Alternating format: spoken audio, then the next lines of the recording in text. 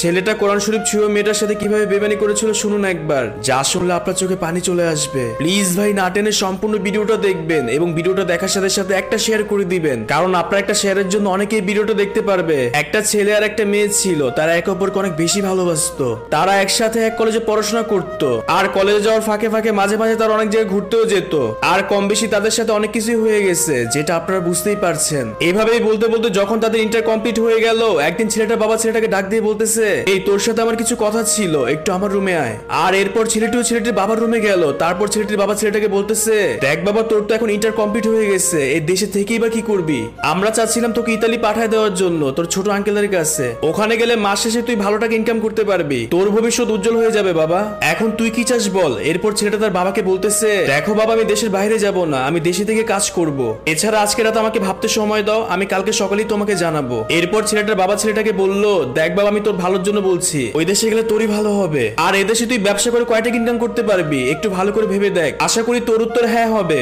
এরপর ছেলেটা তার রুমে চলে গেল। আর রুমে চলে যাওয়ার পর বারবার তার মাথায় একটা কথা ঘুরপাক খাচ্ছিল, আমি এখন কি করব? যদি আমি দেশের বাইরে চলে যাই তাহলে শালার সাথে আমার দেখাই হবে না, আমি তো ওকে ছাড়া থাকতে পারবো না। আর তখন ছেলেটা এটাও ভাবতেছে, আমি যদি ইতালি চলে যাই তাহলে ভালো টাকা ইনকাম করতে পারবো, 2 বছর পর ইতালি থেকে দেশে এসে আমি শালাকে বিয়ে করতে পারবো। আর যদি আমি দেশেই থাকি তাহলে 2 বছরে কখনো আমি শালাকে বিয়ে করতে পারবো না, এর চেয়ে ভালো হবে আমি ইতালি চলে যাই। এরপর পরে ছেলেটা শালাকে ফোন দিল। আরে ভাই একটু দাঁড়ান, আপনি কই থেকে ভিডিওটা দেখতেছেন একটু কমেন্ট করে বলে যাবেন, তাহলে আমার কাছেও ভালো লাগবে। কমেন্ট না করলে কিন্তু খবর আছে। যাই হোক, আর ছেলেটা ফোন করে তার ভালোবাসার মানুষকে সবকিছু খুলে বললো সে ইতালি যেতে চায়, কিন্তু মেয়েটা প্রথম রাজি হচ্ছিল না, খালি কান্নাই করছিল যদি সে ছেলেটাকে হারায় ফেলে। এরপর ছেলেটা মেয়েটাকে অনেক করে বুঝায় বলল, দেখো আমি যদি ইতালি চলে যাই তাহলে আমি অনেক টাকা ইনকাম করতে পারবো, আর দেশে এসে তোমাকে আমি বিয়ে করবো, জাস্ট 2টা বছর সময় আমাকে দাও। এরপর মেয়েটা বললো, আচ্ছা ঠিক আছে, কিন্তু কথা দাও আমাকে ভুলে যাবে না। এরপর ছেলেটা বলল, না আমি কখনোই তোমাকে ভুলে যাব না। আর এভাবেই তার রাতে ঘন্টাখানি কথা বলার পর ঘুমিয়ে পড়লো। এরপর ছেলেটাও সকালবেলা তার পরিবারকে বলে দিল, হ্যাঁ আমি ইতালি যাব, তোমরা সবকিছুর ব্যবস্থা করো। তখন ছেলেটা বাবা মা অনেক খুশি হলো। আর সাথে সাথে ছেলেটা বাবা মা গ্রামে চলে গেল গ্রাম থেকে টাকা আনার জন্য। এরপর ছেলেটা তার জিএফ কে ফোন করে বলতেছে, দেখো শালা তুমি আমাদের বাসায় আসো, আমাদের বাসায় কেউ নাই, মা বাবা গ্রামে গেছে। মেয়েটা প্রথম রাজি হচ্ছিল না, কারণ সে তার বাসা থেকে কি বলে বের হবে। আর এক পর্যায়ে মেয়েটা না পেয়ে রাজি হয়ে সে তার বাসা থেকে মিথ্যা কথা বলে ছেলেটা বাসায় চলে গেল।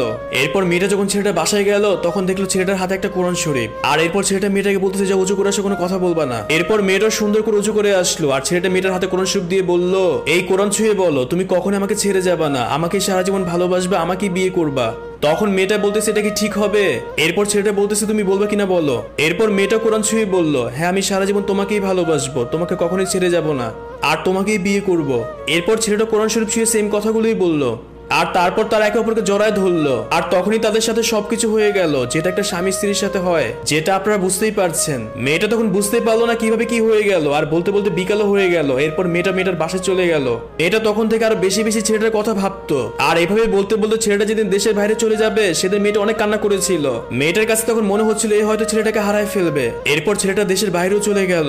দেশের বাইরে যাওয়ার পর তারা কম বেশি ফোনে কথা বলতো, কিন্তু যতই মাসের পর মাস সময় পার হচ্ছিল তত ছেলেটা মেয়েটার প্রতি টান কমে যাচ্ছিল, কারণ ছেলেটা আরেকটা মেয়ের সাথে ফোনে কথা বলতো।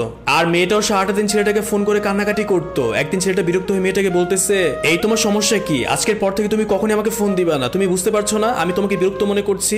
এছাড়া একটা মেয়েকে আমি ভালোবাসি, আমি দেশে এসে সেই মেয়েকে বিয়ে করব। মেয়েটা যখন ছেলেটার কাছ থেকে কথা শুনলো তখন মনে হচ্ছিল মেয়েটার মাথায় আকাশ ভেঙে পড়ছে। তখন মেয়েটা ছেলেটাকে বলছে, তুমি এগুলো কি বলতেছো? তোমার সাথে আমার সবকিছু হয়ে গেছে। এছাড়া আমরা একে অপরকে কোরআন শরীফ ছুঁয়ে কথা দিয়েছি, আমরা কেউ কাউকে ছেড়ে যাব না, বিয়ে করলে আমরা একে অপরকে বিয়ে করব। এরকম আমার সাথে কখনোই করো না, আল্লাহ কখনোই মাফ করবে না।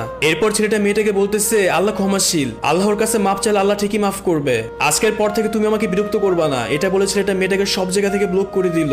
আর যখন থেকে ছেলেটা মেয়েটার সাথে যোগাযোগ করা বন্ধ করে দিল, আর তখন থেকে সুস্থ সবল মেয়েটাও পাগল হয়ে গেল। এখানে কি বোঝা গেল জানেন?